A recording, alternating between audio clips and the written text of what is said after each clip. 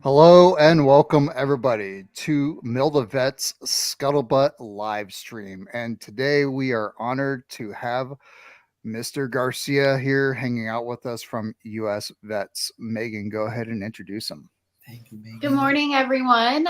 It's my pleasure to introduce Juan Garcia with US Vets. He's also the chair of Orange County Veterans and Military's Families Collaboratives Health and Wellness Working Group. So I get to work alongside him.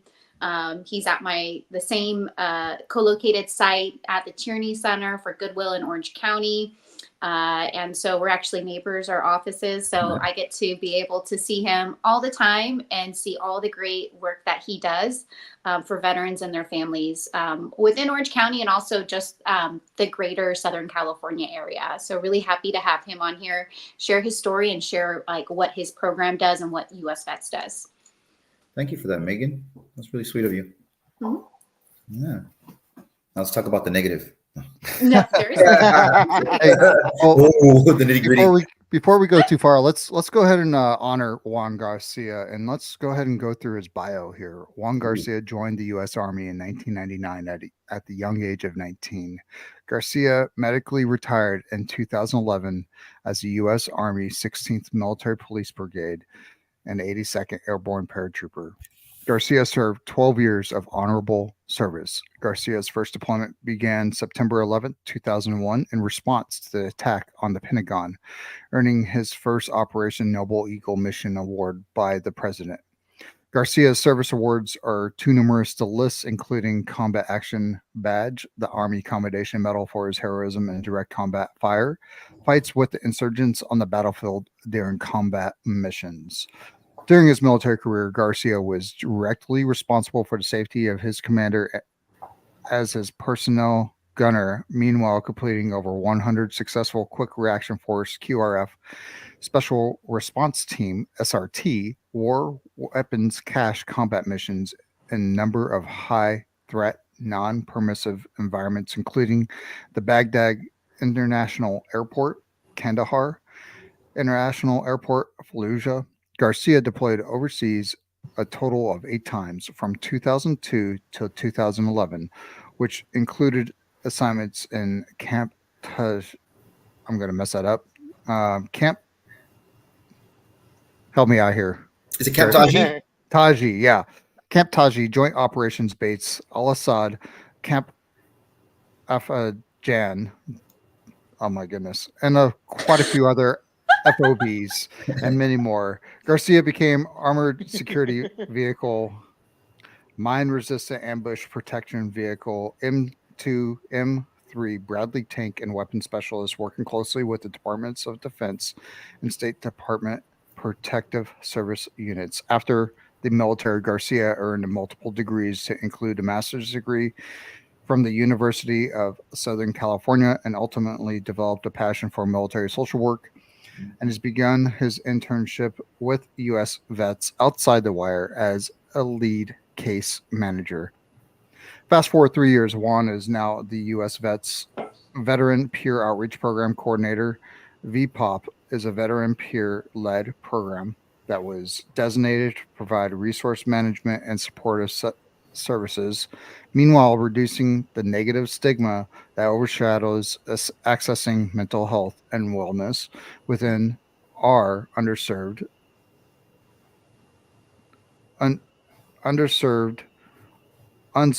diverse communities, particularly Orange County's senior older adult veterans, Asian Pacific Islanders, Latino African Americans, and LGBTQ population. Veteran families and children. As 100% service-connected disabled combat veteran, Garcia understands the struggles of reintegration and mental health challenges veterans face as they struggle to rediscover their purpose. Thank you. I think we can all go home now. No, just kidding. Yeah. I was ready. And anybody that stayed on here while I read all that, we're done, man. Thank you for your service. Yeah, right. And patience. Yeah. So, can you share with our audience what kind of things does U.S. Vets do I know we talked about it, right? We were just read about it, but it's a difference between when you read something and when you're actually going out there and providing the services and interacting with people. Yeah, that's a really good question. So, U.S. Vets is the nation's largest veteran-led, boots on the ground veteran organization.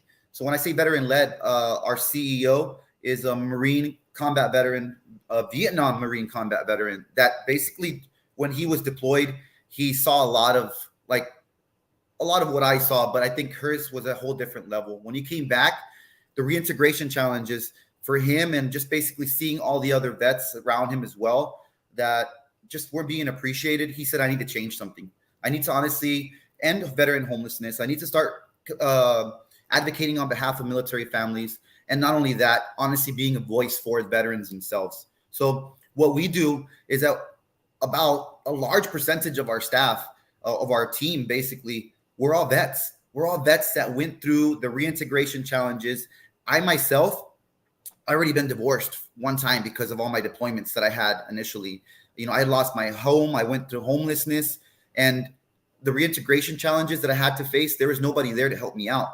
So what we do is we have a lot of different types of programs that are available for veterans, everything from free mental health services. We also help out veterans at college campuses in Orange County. We have a memorandum of understanding with 8 college campuses and the VRCs there in Orange County, where we help out veterans that just got out of the military. First place that they go, college. College. Yeah, exactly. And so then there's actually a case manager there, free individual therapists that can actually do free individual therapy with them. We have aftercare programs, CDI, which is Career Development Initiative, and it helps them with their resume, helps them access, like just basically doing one-on-ones so that they can be ready when they go into the workforce.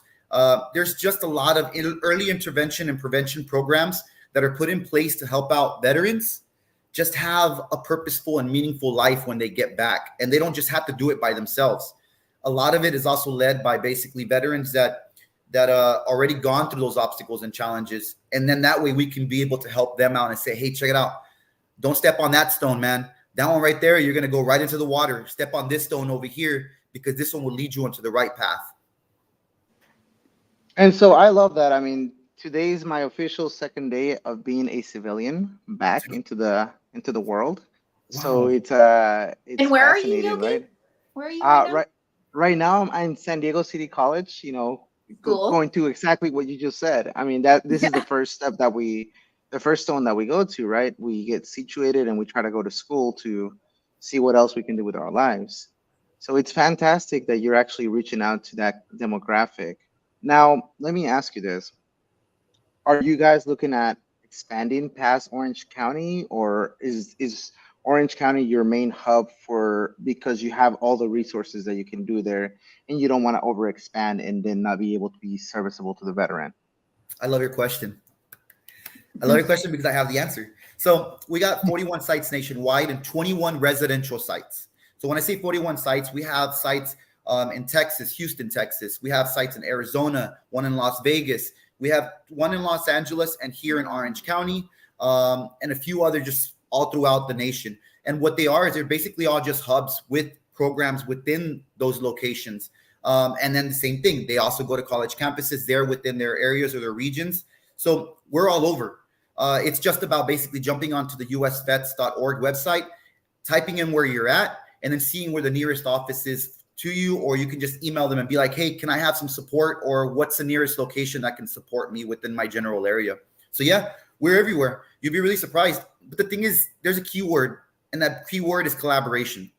So although I may be here in Orange County, say if you reached out to me and said, hey, Juan, I really need some support down here. I'm having some challenges. Is there any resources that you know? All I have to do is make a phone call. Because we also have a collaborative down there as well that we can connect with to get you connected to resources like food insecurity, maybe a food pantry if you need to, or maybe some rental assistance, etc. I can always support you with those things. I love it. I love the flexibility. I love the ability to be able to be in different places and the willingness to be able to support from anywhere. Because I think that's one of our you cannot cover every single part of the world and or the states just along the states, right? Because we have this every state, you have presence in every state, but that doesn't mean that you have presence in every city or every county. It's completely illogical to think that. But if you're willing to have that collaboration to be able to branch out instead of working in a silo and be able to work as a team all the way across, that's Yes. fantastic. Thank you. Yeah, absolutely. If I can add to that really quickly, one thing that's really important is if you can ever get yourself like in a veteran peer support training to teach you how to support other veterans through your lived experiences, that's where you get the most reach. I mean, once you help out one veteran and you say, hey, check it out, don't look at your lived experiences as something negative.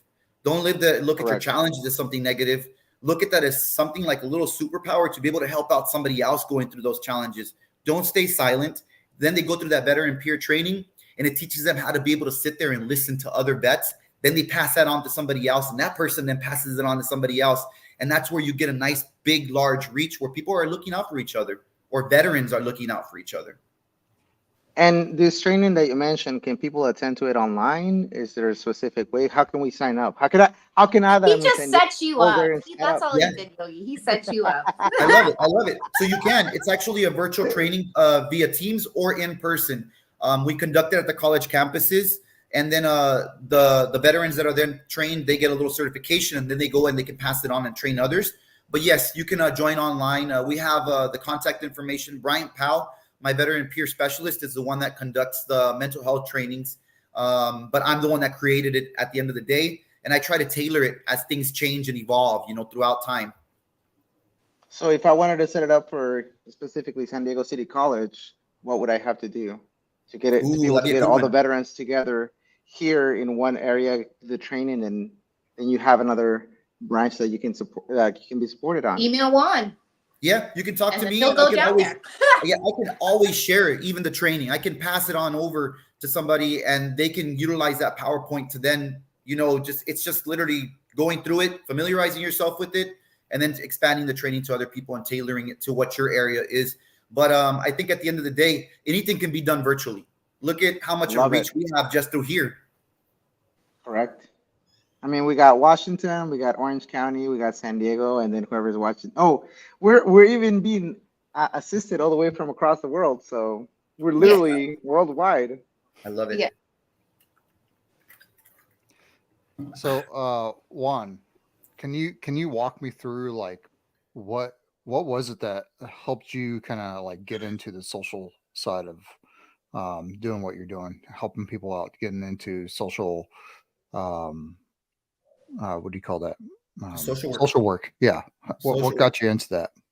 I think at the end of the day, I just hit my wall. I hit that dark black just hole, and I just didn't want to. I knew that other people were going through what I was going through, and when I was going through emotional like problems, I didn't understand what was happening to me. I really didn't understand what was happening to me emotionally, and I told myself before I got in the military, I was like, I wasn't this person. After so many combat tours, you start changing a lot. Your characteristics, the way that you react to things, your impulsivity, your anger. Like I was like, this is not me. Like I need to understand like what's happening to me. So education benefits came into play. I did my post 9/11 GI Bill. I jumped on that. I exhausted it out, and then I was sitting with my VR&E case manager, and she said, so what do you want to do? What do you want to do with your life? And I was like, well, I want to be a lawyer. Like I want to go and I want to be a legal representative. I want to help out veterans. Like that's my goal. And she says, well, I need you to do something. I need you to go home and look in the mirror, because I don't think anybody's going to take you serious, especially being so tattooed. Like, do you think somebody's going to hire you to be their lawyer? Do you think a judge is going to take you seriously? And I was like, God damn, like that's pretty straightforward. But some of us, we need that. I went home, I did that. I reevaluated what I was doing. I told myself, you know what, maybe this isn't the best path that I need to go down. Now, keep in mind I had already left North Carolina, where I had a beautiful house. I had a wife, I had the dog and a child. And that marriage had just gone to shambles. I literally packed up all my stuff. I put it on a trailer and I drove to California just to be homeless here. You know, all I had to depend on was a rented room, an air mattress that I was sleeping on the floor, and my post 9/11 GI payments that were coming in. You know, like $2,500, I think I was receiving for going to school. She said, hey, you need to honestly do something that's going to drive you, because if not, we're not going to cover your cost for school. And being a lawyer is not a realistic thing. So she asked me, she goes, what do you like to do? It's like, I love helping people. I've noticed that I always like to help out other veterans and connect them to their benefits, you know, walk them through the process, and then talk to them about my lived experiences and really validate what they're going through. And she says, well, there's something there. Have you ever thought about social work? I was like, no, me a social worker? What? That's not even doable. She said, well, do me a favor, go home. I want you to look at the job market. I want you to look at different types of social work that's available out there. And maybe you can grab me at one of those jobs and we would pay up to your master's if it was necessary. And I was like, okay, cool. So I looked it up. I did that. I went through the whole spiel, and I ended up really falling in love with what was available. I saw such a huge benefit in social work and how you can advocate for other veterans through your lived experiences. I applied for USC. I got accepted, went to my master's program, and then I got a concentration on military social work. And that right there is just really doing my research papers, doing them on PTSD, on the trickle effects of PTSD that go over to children, on the family components, reintegration. All that stuff ended up giving me so much knowledge and understanding of what I was going through. And I said, there's such a huge benefit here, and I can be able to help out so many other people just through the things that I've gone through. Instead of seeing them as negative, see them as actually something that's positive. Yeah, I could totally identify with that, because I know the last year that I've been going through, and some of the people on here are very patient with me, because it's a process. It's a process of kind of finding out what your new identity really is, and you've been molded and conformed to a certain way of being. You have your core values, then you have the Army values, Navy values, whatever branch you were in that you adopted as part of your values. And then you get out and then you're like, well, shoot, I know I like to serve. I did it, you did it for 12 plus years. Some of us do it for a little bit longer. Some of us do it for a little bit shorter, but the point in case is that we all serve. And the fact that you found that serving others is what builds you is pretty phenomenal, because a lot of us will keep going trying to find that thing that actually fuels us and gets us to wake up every single day. And you found that. That's awesome, Juan. What I want to ask him a question. Yeah, I want to go talk ahead. about one of the things that he is working on with the Orange County Sheriff's Department, the coroner's office. Can you talk a little bit about that, Juan, please? Yeah. So I think that's a really important thing to bring up, and to know what you're working on. Absolutely. So we did mention that I am the Orange County Veterans and Military Family Collaborative Health and Wellness Chair. And as one of my goals for the health and wellness is to really start targeting a realistic number of veteran suicides in the county. This is not only for Orange County, but this is for Los Angeles as well. A lot of the times, a lot of our veterans won't be identified when they pass away by either suicide or substance abuse. And what ends up happening is that we have this really distorted numbers when it comes down to veteran suicides in the county. And what we want to do is be able to really figure out some type of way that we can identify these veterans, and not only do that, but also support the veterans' families that have died by suicide, support them, because a lot of the times what ends up happening is that when a veteran dies by either suicide or substance abuse death, there's no support for the family. The families in death, they're grieving, and they don't know what's available for them. They don't know what support systems are out there. They just basically just get left flapping in the wind. And I want to really connect those dots for not only the veteran family, but also for the veteran themselves, to be able to, just connect them to different resources. But aside from that, I also want the numbers to be realistic. I want to be able to see what those numbers look like, and also then find out what areas these suicides are higher in, so that way we can be able to target more resources, more outreach, more education groups, more suicide awareness and prevention programs in those areas. And then if it starts moving around, then you head over there and you start doing it more, in the I mean, let's talk about it. Santa Ana would be a location. Maybe we just had a death over at Heroes Landing. I know Megan knows where that location is at in Santa Ana, and a veteran unfortunately passed away yesterday. And so we want to know, like, okay, what can we provide for them, for this family member? What can we provide for the family or immediate friends circle? So those things are really important to do. And there's things that just people don't talk about. Death is very uncomfortable for people to talk about. Suicide is not a conversation that people want to have a talk about. Neither is accessing mental health. I love the fact that you're also mentioning the families. Right? Oh, It's usually one of the biggest things. The majority of the attention goes to the veteran, whether it's positive or negative attention, but most people tend to pull off the wayside the family who are left behind and who are suffering, right? And I appreciate that. Thank you. absolutely.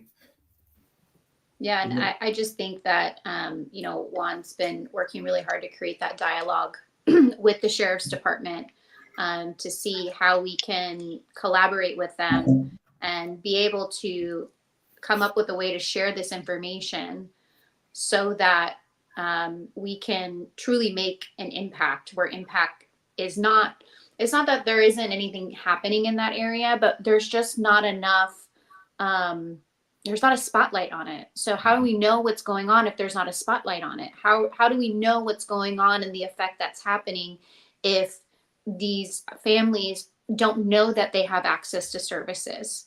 And so, for example, we have US Vets, but then we also have, Strong Families, Strong Children, that is in Orange County, that can also provide additional services for the military dependents. And so these are the things that we really want to bring to light. These are the things that we really want to support. We want to support the entire veteran community within Orange County and beyond, right? And so I love being able to work, collaborate with Mil2Vet and be able to bring a voice to what we're doing in Orange County. And if it's not already happening in other areas of the country, we want to inspire others to be able to create this collaboration, these networks, and so that we can make a bigger impact for all of the veteran community. I agree. With that, I'd like to interrupt real quick. I'd like to highlight two people that are joining us from Facebook. One of them is Marcus Aves. The other one Marcus. is Tyrone. Hey, Tyrone. What's up, Tyrone? What's up, Marcus? Tyrone, he is a huge advocate when it comes to the, he retired as a senior chief, if I'm not mistaken, and he has been a huge advocate for the veteran community also. And he's super active in LinkedIn and other networks. So Smart. That's great. And I love the fact that you want to get away from working in a silo, right? Oh. We have found that organizations, they try to do a lot of great things. The only problem is that when you're working in a silo, you hug your resources, you have this scarcity mindset. This veteran's for me and only for me. If I share this veteran with somebody else, and I'm going to lose the funding or other things. And if you do that, you're not helping the veteran themselves, or their families. You're hindering them. You're literally cutting their legs from underneath them. Whereas if you share the veteran, right, and then if the right person, not different people, but the right person helps them, then they're able to be successful, right? So no, I get you, and I love that. I love what you just said. That is one of my biggest pet peeves, is when using veterans to keep your program afloat and as just data, to keep your program head above water. I don't like that. What my thing is, honestly, be transparent, be straight through when it comes to a veteran. When a veteran walks into your office and he sits down and he says, I need help. There's a reason for that. A lot of us don't go out asking for help because we're trained with the mentality of, no, I can't go to sick call. I can't say that I'm messed up or I'm hurting today because then I'm going to be seen as weak. That's just the military in us. The military in us is suck it up and drive on, drink water and go. And so when we get out and we actually go and we sit down and we say, hey, I've had enough. I can't do this anymore. You need to do everything in your power to help them out as much as possible and be there for them and listen to what they got to say by connecting them to other programs. It may not be your program, but at least it's the right program, like Strong Family, Strong Children. You got kids, let's go ahead and help you out. Let's get them into free individual therapy for them to support them. And let's get you hooked up over there with OC for Vets so they can also give you some resources as well. Not a lot of people like to do that for some apparent reason. And you said it, they hug their veterans because they want those numbers. And that's not the way it's supposed to be.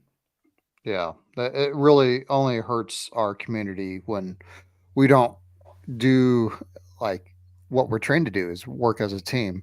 And Absolutely. we realize that while we're in the military, somebody else is relying on me. So I better show up and I better give my 110%.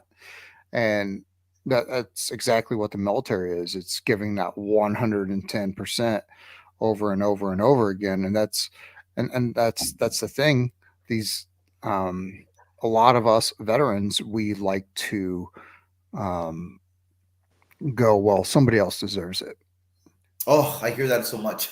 So somebody else deserves it. I wasn't on the front lines. I don't deserve what they look at a veteran that is obviously injured because they may be missing a limb, and they don't look at themselves who's mentally uh, injured as being on the same level of injury. And I get it, because a physical handicap is a lot easier to see than a mental handicap. Yeah. And that's the thing. We as veterans need to remind each other that we swore an oath to our country. And at the same time, on the flip side, our country swore an oath to protect and serve us as well at the same time. So, us as veterans need to ensure that other veterans understand that if you do not hold our country accountable for their oath, they're not going to do it. It's just like, when you were a senior enlisted guy, you had to hold your junior officers and junior personnel to their word because they just didn't know. They wouldn't do it unless they took action. So you got to treat the government the same way. You need to hold them accountable for their oath. Absolutely. I would like to rephrase that a little bit. And you kind of mentioned it, right? Because if you don't know or you cannot prove it, then there is no basis for what you're doing, right? You mentioned holding our junior and senior enlisted and the officers accountable, but you also mentioned if they don't know what's happening, then it's not able to come through. So the first thing is informing them and being persistent at understanding what your needs are, right? They say the squeaky wheel gets the oil. In this case, it's absolutely true. I hate being the squeaky wheel. Like, I hate it. But I understand that when it comes to this bureaucratic process, the only way to get what you deserve and what you need is to be able to be the squeaky wheel and advocate for yourself. And if you're not able to advocate for yourself, there's a lot of organizations that are willing to advocate for you so that they can do it. It's just a matter of putting that kind of foot forward. I know Marcus has put a couple comments on the chat. One of them is talking about the healing center. He tagged them up. And then there's another one that says another group tag literally fights for vets and helps them housing and so much more. Thank you for sharing, Marcus. And then the Warrior Healing Center. I think that's what he meant. So Yeah, you guys should check out Marcus. Marcus has a lot of great resources. We've sat down with Marcus before, so if you guys are in here and you guys see Marcus's thing, go on there and follow him as well. I think one of the biggest things that us as veterans, especially our generation, is we don't really have a place that we could gather and be away. Like, for example, let me kind of digress a little bit. Have you been to VFW and the first thing you see is a bar? Oh yeah, yeah. One of my things, and I'm a VFW member. I'm a Legion member. I joined because I would like to um, have some input on improving some of those things. Because me as a veteran, yeah, I would like a place to be able to go drink if I wanted to. Yeah, that's cool. But the first, when you walk through the doors, that shouldn't be the first thing people see is a gigantic bar with a bunch of people just ponied up, pulling all the scratch tabs. That's not what's appealing to our generation. And I think that we as veterans, we need to pull more of us together and be like, hey, bro, I'm going to go for a hike. You want to come with me? And or hey, I'm going to go do this. Let's go. I'm going snowboarding. I got me a pass. If any of you guys are on here and you guys want to go snowboarding, hit me up. You guys could go boarding with me and my fam. So I think as veterans, we should be doing more of that, and then getting these organizations on board with that mindset that most of us veterans don't like going out and drinking. And I would agree with you, and I would also say that Orange County does a really good job of doing like non-alcoholic or sober or family-oriented activities. Yeah. US Vets does like the art workshops. They do a lot of barbecues with strong families, strong children, so that they're able to invite their families. We do a lot of different sort of events. They in August they have an annual like women's veteran event where it's like all about like beauty and fun, like a day of kind of pampering. And the American Legion 291 in Newport, they also do a really great job of doing activities and events. Like Saturday they have not this Saturday but the following Saturday they have like a poker event happening. So they're always doing different things. And so again, I'm going to brag about Orange County because we do things great here. No, not that there's any biases. All right. Yeah. I think so. The VFW posts, I think it's 7511 up here in Monroe, Washington. They do it pretty good. They don't have a bar. They have an art gallery with veterans that can display their art. So that way, if somebody would like to go in there and take a look at it, and also find veteran resources. So there are, not all of them are the same. And you're right. So Orange County does some great stuff. And I love what Amber Gilbert, shout out to Amber Gilbert. She is a big supporter of Mil2Vet. And she's right. Drinking is counterproductive to mental health, which is huge in the veteran community, even though it's taboo while active duty. And I like to speak on that part, right? And I think all three of us can be part of our growing up within the military. If you were in the military within the last 20 years, we've seen a lot of changes that to deglamorize alcohol. However, as much as it has been deglamorized, it's still part of the community to an extent, especially culture. Junior. Yeah, part of the culture. Thank you. So you're right, Amber. It can be seen as taboo while on active duty. But I do want to give credit to the military, right? When I first joined a few years back, the whole culture was like you needed to drink, you needed to have a DUI, and that was part of the culture.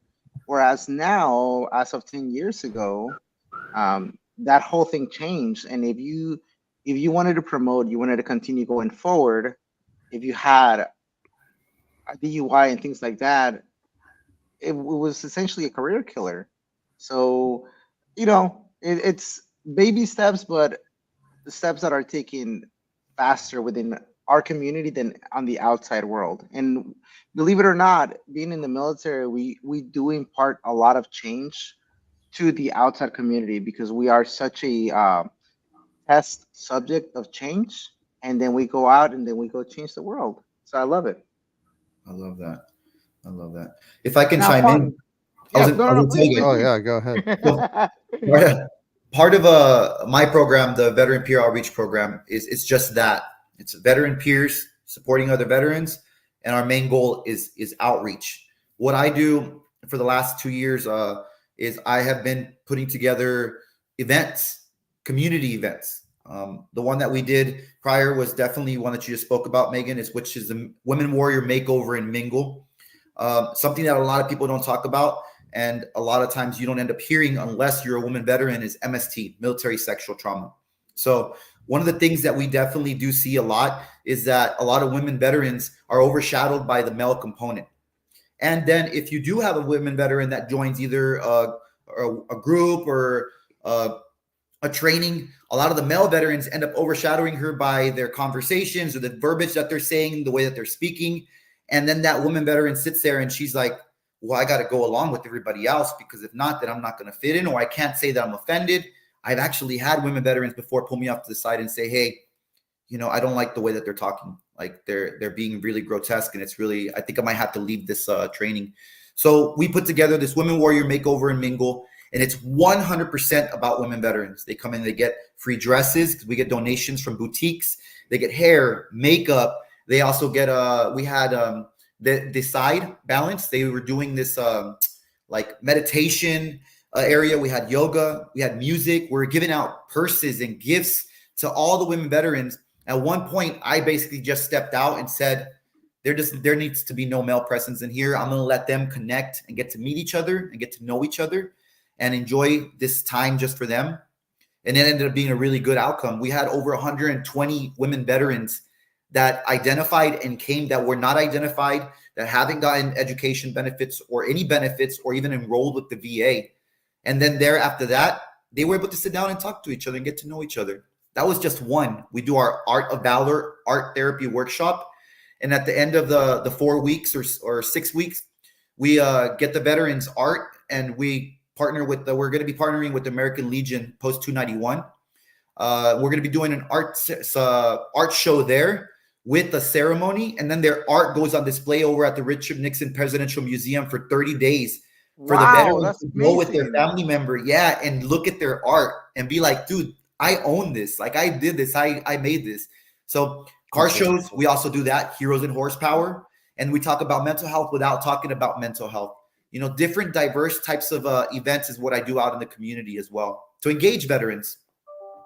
And I like what you said, events that talk about mental health without talking about mental health, right? Because a lot of the times when you are transitioning and when you're going through things, the first thing that you want to do is like, well, I don't want anyone to identify me as such and such, right? But being able to be part of these groups that are not essentially focusing on that, but have tools to focus on that while you're doing something else, it's fantastic, because you get your foot in the door, and then from there you're able to experience the variety of tools to be able to seek the right help and the right treatment that you want to be a part of. And even if you don't need any help, it still gives you a community to be able to express yourself. I love it. Thank you, Juan. I think it's really important for us as veterans, and actually anybody in general, is find that group, find that organization that really speaks to the inside of you, and not what you think that other people think is like. I would say speaks to your heart. Yeah, at the inside of you. That's kind of your heart, your mind, your soul. But whatever speaks to that aspect, what gets you like really excited? So if you're a traveler, Lib Risk Travel would be a really great organization because they travel all over the place. Yeah. If you're a good, let's say you want to learn how to play guitar. Guitars for Vets.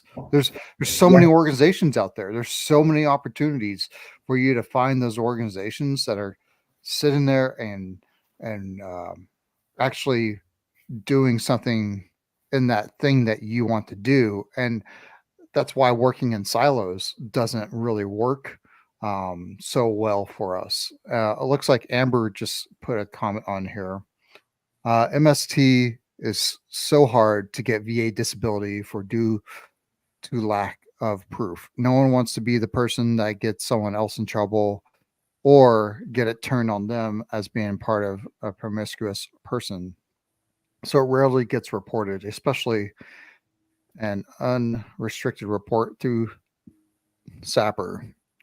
And then she has another attachment. I'm going to say the rest of it. Sapper is another thing that I'm very passionate about. My husband just became the Sapper VA rep for his regiment at Camp Pendleton. That's I beautiful. Good. Yeah. yeah, Congratulations. that's really awesome, Amber. And your husband is a pretty awesome guy. He's a warrant officer in the Marine Corps, and he's a badass. That's for sure. So I think what Amber hits on is really true for a lot of people, especially in even in mental health or and MST. It's so hard for people to it's so hard for people to kind of revisit that. And when you're dealing with doing your VA claim, you're gonna have to go back through everything.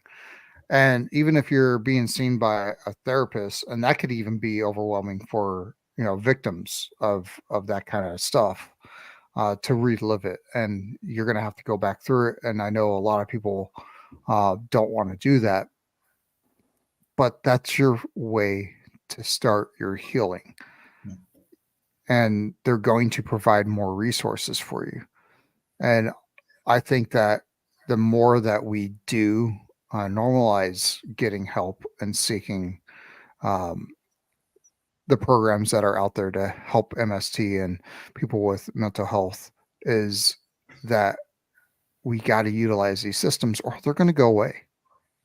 Yeah. They're going to go away. It's just like back in the military, fiscal year time frame. If you didn't spend the money, it went away. And then they looked at, well, why wasn't the money spent? And then they're going to look at decreasing those programs. So there has to be use on those programs, and to help the next generation that's coming through. We need to show that they're being used.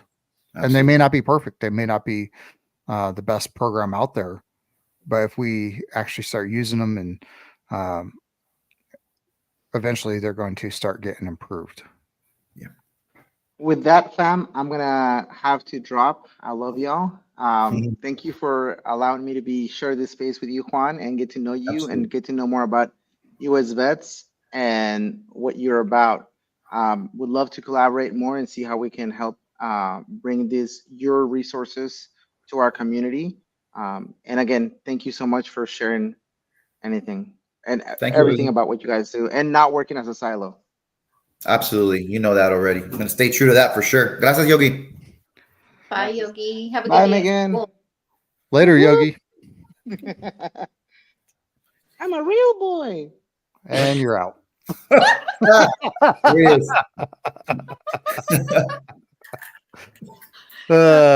Yogi. Hey, he looks pretty good for a 2-day veteran. He's got quite a beard going on too, man. Yeah. He's like sprouted. Yeah, He said he wasn't going to shave for his retirement, right, ceremony. Yeah, that's what he said, and we'll see how long that lasts with Sachi.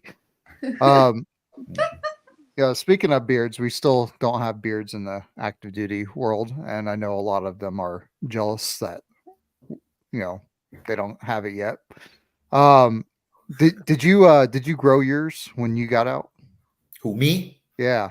No way. Babyface Garcia. That's right there. This is what you see. You see this right here, 24 hours a day, 7 days a week. Yeah. I've been shaving every single day since I went to basic training. What's that peach fuzz around your face there, Private? I was like, I don't need to shave. Oh, you're gonna shave. And it's just ever since then, man, I've been shaving every single morning and it hasn't stopped. I'm 45. I'm literally 45, and I don't think I look 45 due to You definitely don't look 45, Juan. Thank you for that. Yeah, you see, so yeah, it's due to that sculpting every day. That's that's what it is. I'm just molding that face. Sculpting it. I sleep like this. You have tape, right? Yeah. Oh man. Man, that's. I try not to stress, man. I literally after the military, I told myself, if I've been through all of this, if I've gone through a divorce, if I've gone through all this stress in my life and anxiety, there should be no reason to stress about anything. I don't even, sometimes I don't even wear the same pair of socks, and I don't even care. Yeah. It's just what for? Why stress? Mm, And it's really talking about that stress level. It's hard. yeah. Um, it gets hard because when you get out, you're like, man, I gotta perform. You know, Yeah. you got to perform at the same level that you were at, and a lot of us deal with, hey, you're no longer that hard charger that has that all that support of the U.S. Army or the Navy or whatever branch you were behind you, and it's a lot harder to get things done. So a lot of us start losing some momentum in that aspect. Have you dealt with that aspect with veterans that you work with? Is like, I'm not the same person anymore. Yeah, I'll tell you two stories. One's a personal one, and then another one is without any names, of course, client privacy. I'll give you an example of some of the veterans that we have ran into, and sometimes I'm just like, oh, I I can't help you if you're not helping yourself, But for me personally, when I got out of the military, I was there at Bragg, and I got out thinking that I had a plan. I had my mortgage, I had a vehicle I had to pay for, I had a stepdaughter that I had to take care of, and a wife.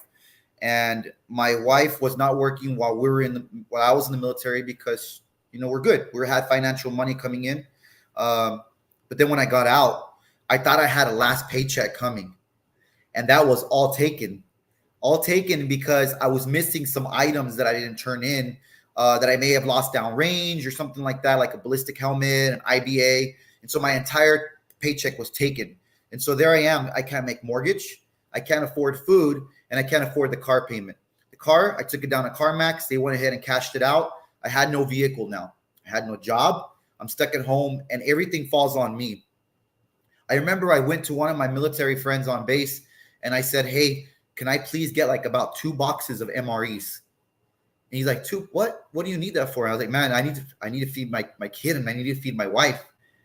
I don't know what to do. And that it makes me sad because it like weighs so heavy on you.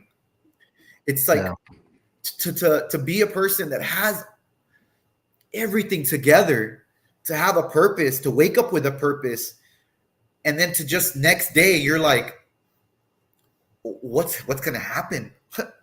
And cracking open MREs that you just eat out in the field, but yet now you're sharing it with your daughter and your wife, and she's looking at you like you're a failure, man. Like, what happened? I thought you had stuff together. Well, that's what ended up in our divorce. I deployed. She ended up leaving me. She ended up cheating and having 2 kids with somebody else.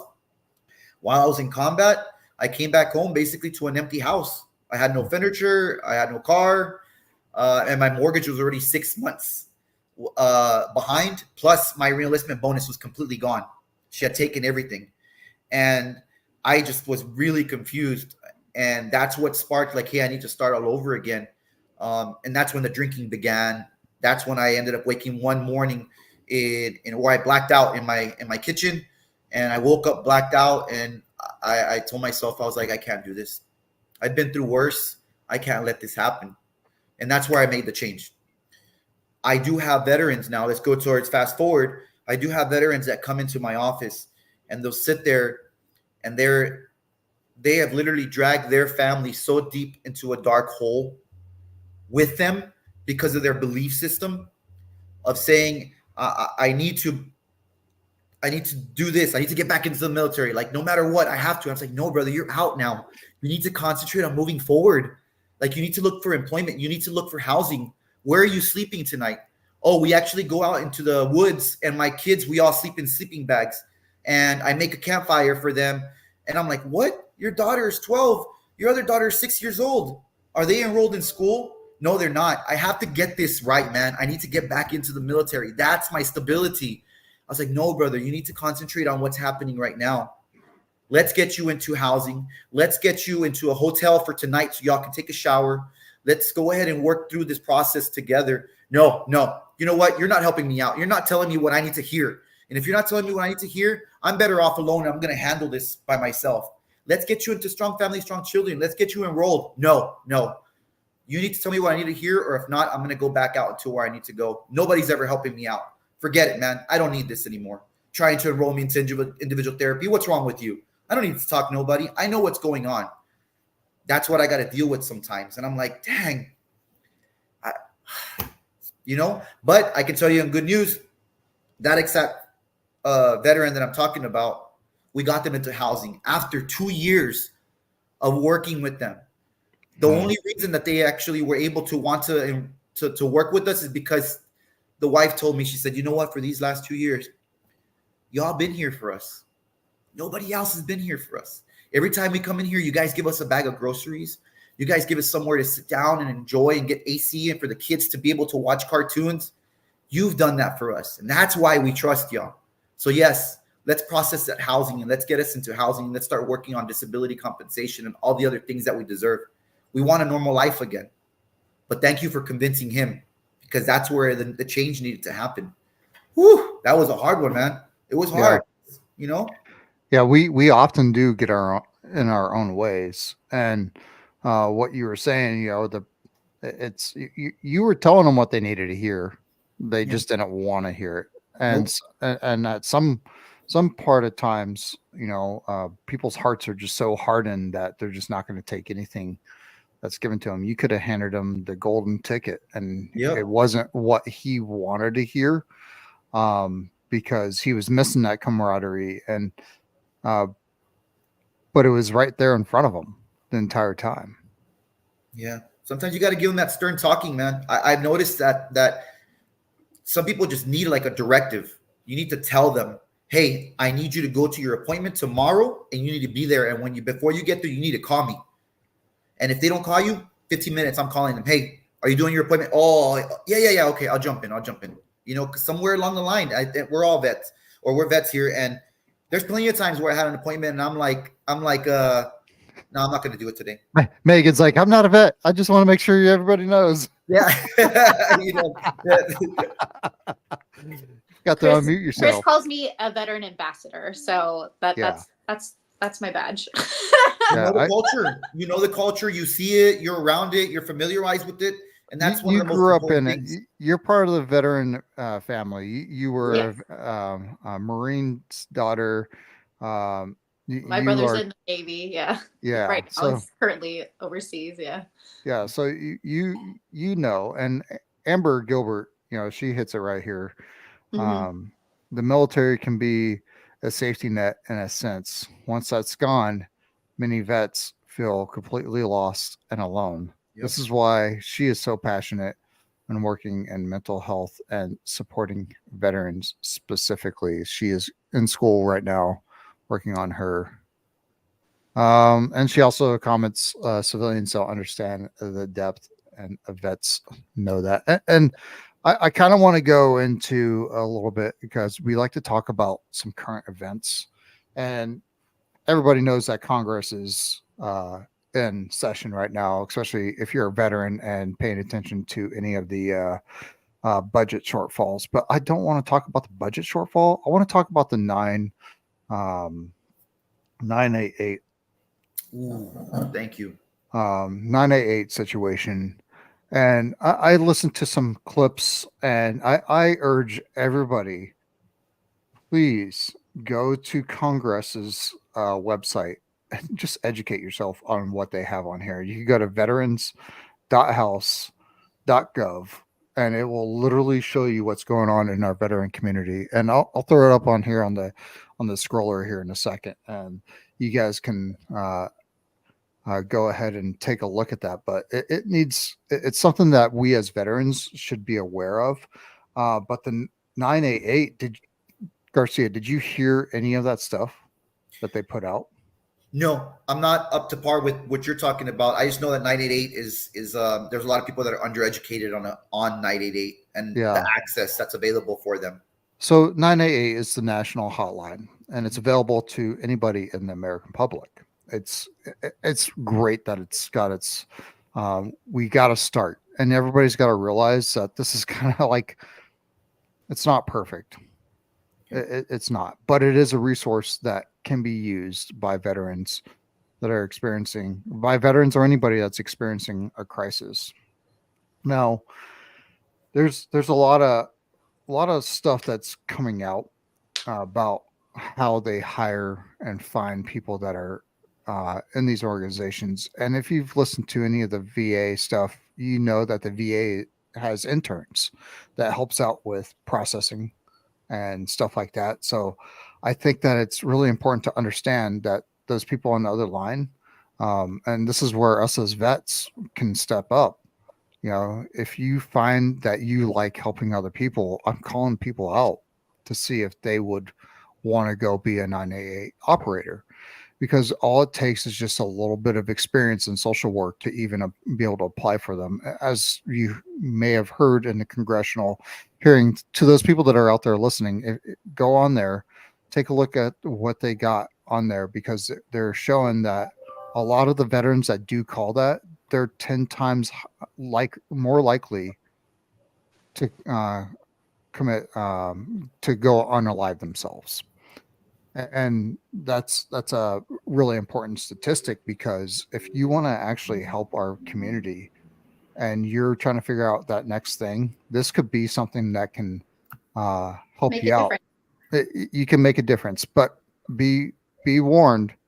You need to make sure that you're dealing with your own mental health stuff at the same time, because Yes. Garcia, Juan, you could probably tell us all about that. It can be a heavy burden. Yeah. But sometimes when you're hauling a heavy burden, it helps you out in your own personal burdens as well. Yeah, that's a fact. When I was going through my master's, I was doing individual therapy with veterans of all eras. So I was working with a Vietnam veteran, an OIF veteran, an OEF veteran, and then also a veteran that was getting ready to get out. So there's this thing that it's called countertransference in therapy. And I didn't really know how I was going to take working with other vets, especially when I still had my own trauma and my own things that I was dealing with. But countertransference is when you're working with the client and you see yourself or somebody within your immediate circle, family member, etc., through that client.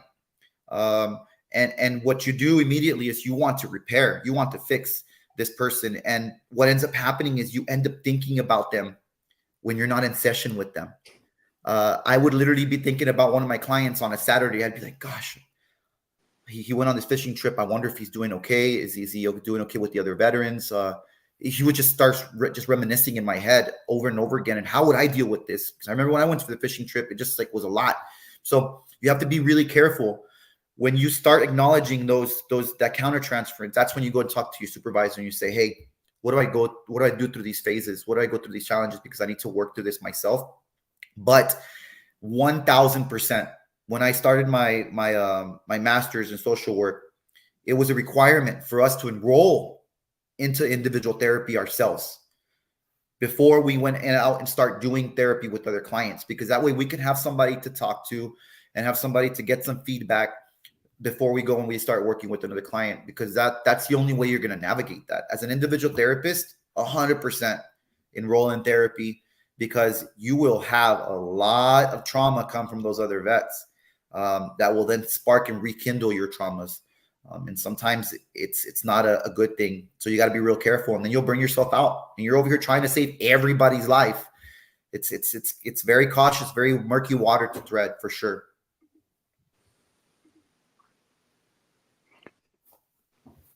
So there's a saying, never trust a therapist that doesn't have a therapist. Facts. Yeah. I believe it. Yeah. I think that's a valid question to ask your therapist. Hey, do you have therapy? Yeah. And I know, since we're kind of going into the topic of picking therapists and searching for therapists, I think it's super important that you realize that therapist that you get assigned to at first is not the person that you have to stick with. You can find another therapist. Yeah. You are not, if you get a therapist that is not meeting what you need in a therapist, then find another one. Yeah. And whether it's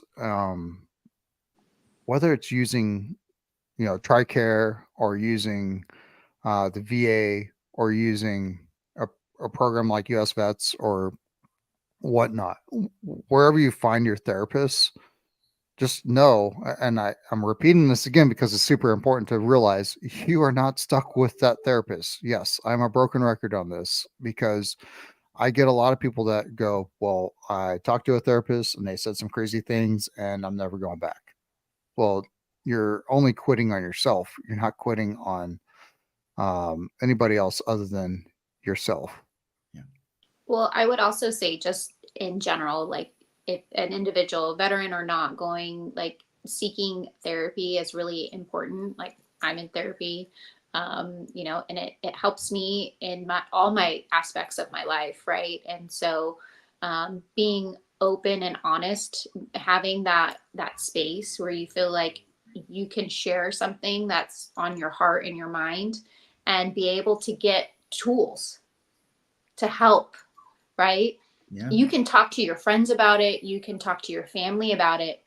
They can't necessarily give you the tools on how to work on those certain things. So it's great that you have that support system, but having someone that can really dig deep and really be able to work on these different aspects that are affecting you, that is extremely important. And just going back to what you said, Chris, is if you don't like your therapist, you're not stuck with it. Like, you can try to find someone else. You may go through multiple therapists because you're not really, just you're not connecting with them. And that's completely normal. You need to feel safe and secure in that space. And so you can continue to look and find another therapist until you find the one that is truly right for you. And that doesn't mean someone that's telling you what you want to hear. Exactly. Woo. So, Yeah. Beautiful.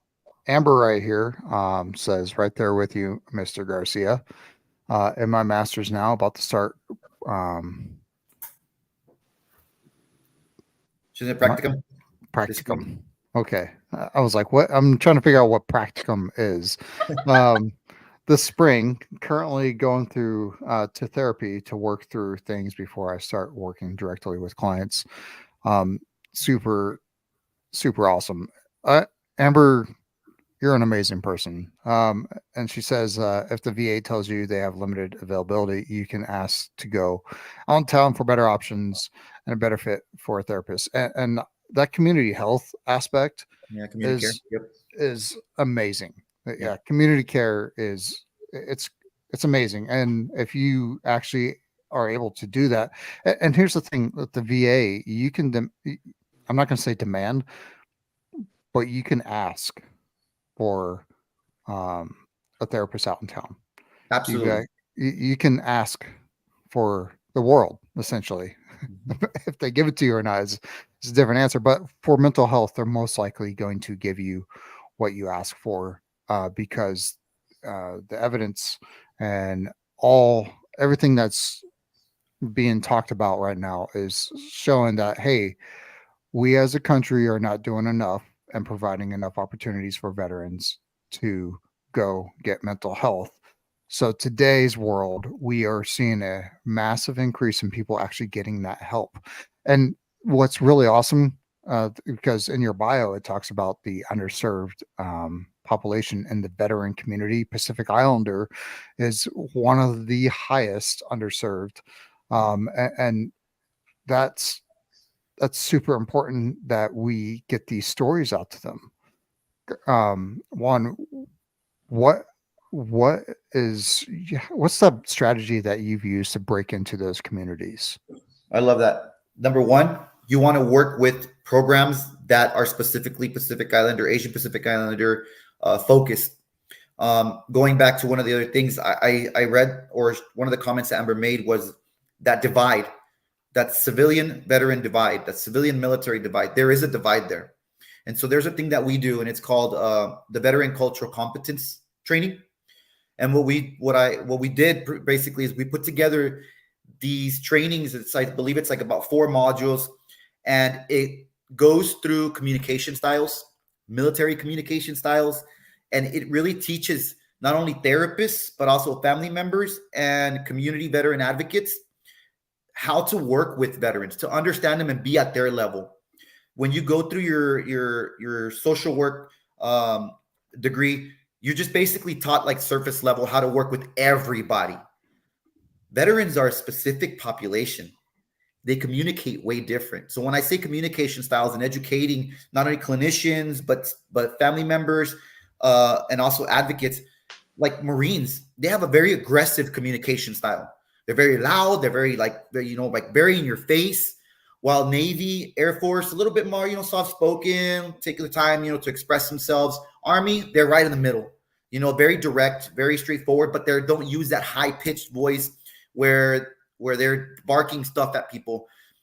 People take that very differently. Civilians will be like, "Whoa, like, dude, why are you yelling at me?" And then the Marines like, are you being aggressive? Yeah, the Marine guys is like that's just my normal way of talking. Like so you have to be educated on those communication styles and not take it offensively and understand, hey, the military, there's different forms of different people. So what we do is we work with the LGBTQ population.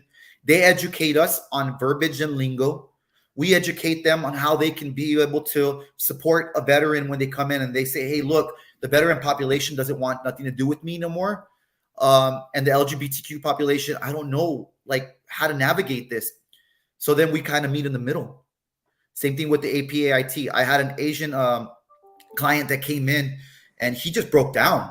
He's like, I've had suicidal ideations for the last 4 years.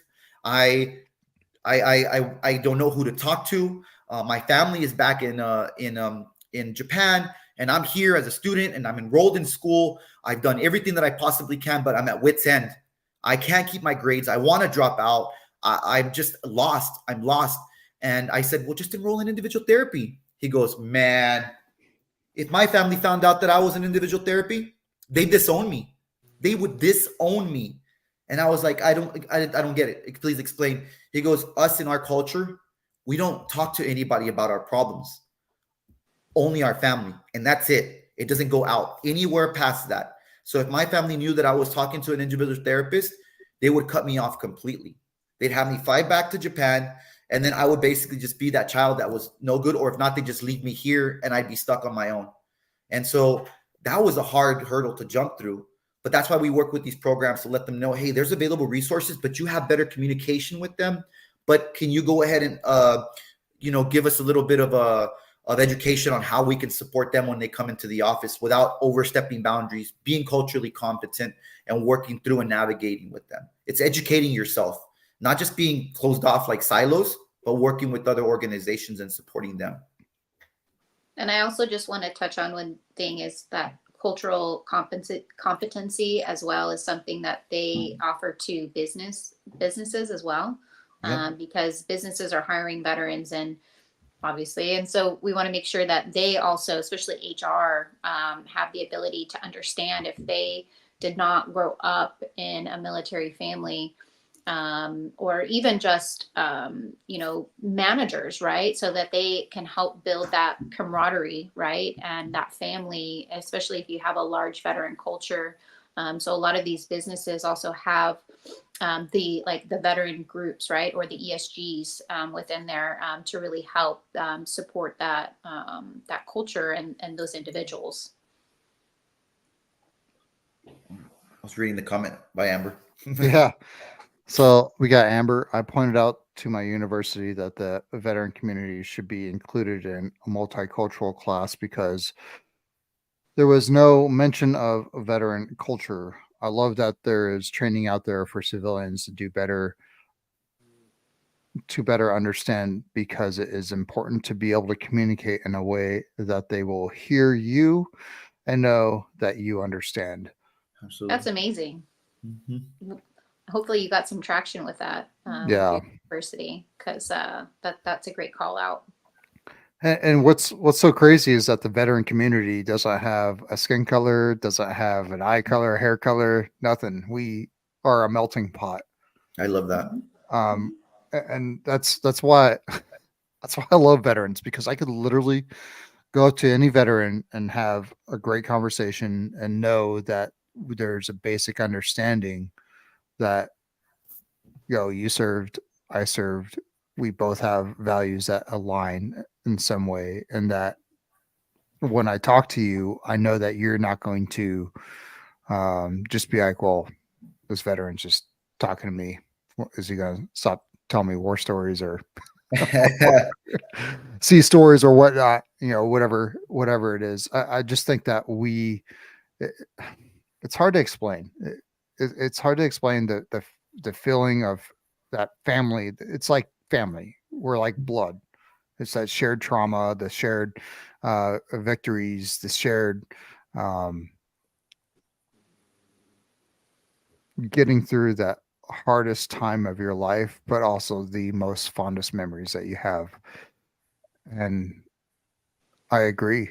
Like veteran community, it should be in the multicultural class. In fact, I would argue that veterans are probably a lot better at being more acceptance of other people. Yeah, I agree on that. You know, I agree. Yeah. Well, I think I'm gonna have to hop off here. I don't know if there was any other news that you wanted to discuss, Chris, or No, we're going to keep it light and simple today. Just getting back from Alaska less than 12 hours ago. I'm just really, really happy to be here with you, Juan, Thank you. and everybody that's out there that's yeah, listening. Thank you so much, Amber, and thank you so much to Marcus and Tyrone and everybody else that made comments. And if we didn't mention your comments, it's because not all of the comments pop up on our feed where we can see it. So feel free to hit me up and say, Chris, you didn't respond to me at all. give them a hard time. Yeah, give me a hard time. Make it worth it.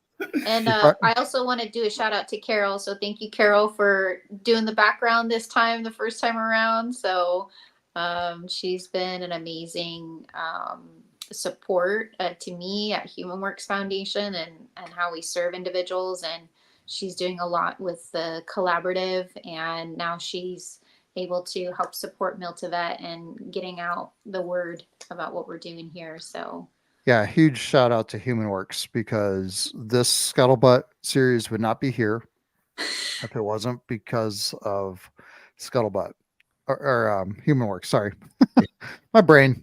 I need like 5 more cups of coffee. Oh no! You need to stuff your face in a pillow. You need to rest up. Yeah. Oh, thank you, Amber. I appreciate you. You are definitely one of our number one cheerleaders. So, so you guys know, Amber actually drew the original Return to Roots designed, which Mil2Vet is based off of. So yeah, thank you, Amber. Yeah, Amber's awesome. Yeah, man. Hey, thanks, Garcia. Juan, thank you so much for coming on here, man, and hanging out with us. And US Vets, it's not the first time I've heard of US Vets. I've actually referred other veterans that were struggling with homelessness down in Texas. I referred them to US Vets. So that's what it's all about here, brothers and sisters, everybody that's out there listening. It's collaboration. It's Absolutely. Collaboration. So before we pull chalks on this, Megan or Juan, do you have anything to say? I'll let Megan go first. I just want to, thank Chris for creating the space, Chris and Yogi. Juan for sharing this space with us today and sharing what you do, your story, what US Vets does, the impact that it has both locally and nationally, and just being able to share words of encouragement to help people to make it okay. Know that it is okay to seek help, to seek a community. And this, Mil2Vet and all the other veteran podcasts are just a voice for that, for veterans to connect with. So thank you so much. I really enjoyed being a part of this. Yeah. And on that same note, thank you so much for the hospitality. It was way better than what I anticipated. The laughs, the camaraderie, the community. That's what's really important, and that's what we're all about. It's just working together and being there for each other. At the end of the day, when it comes to me and US Vets, I would never advocate for an organization, especially a nonprofit, if I didn't strongly believe that they're doing the right thing in the best interest for our vets. So I'm 100% behind US Vets, and I'm 100% what you're doing here as well. But to every veteran out there that's going through challenges, that's going through obstacles, that just feels really lost, and just you've lost your footing, there's programs, there's availability, there's people that will sit there and listen to you and have gone through what you've gone through. So you're not alone. There's also that 988 line that you can utilize. But more importantly, I think you're not alone. Like, really, you're not. Like, thank you, Chris. This is the first time I ever met you, man. And I got to give it to you.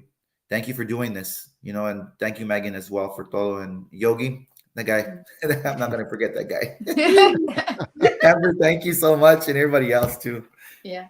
Yeah. Hey, everybody else out there. Thank you for tuning in to Scuttlebutt, the live stream podcast. And also go to Mil2Vet and subscribe to the Mil2Vet newsletter. I will be producing one this week. I know I've been a little late. I've been kind of procrastinating in Alaska. So that is my only apology I'm going to issue on that one. I think everyone's going to give you a little grace, Chris. You deserve some grace and be able Hey, to. that's an important message to all veterans out there. Have some grace with yourself. It's okay to be messy. Yeah. Compassion. If you're going to have compassion for other people, you should have compassion for yourself. Absolutely. Absolutely. All right, brothers and sisters, we're going to hit this end stream. You guys take care. Love y'all. Y'all be good.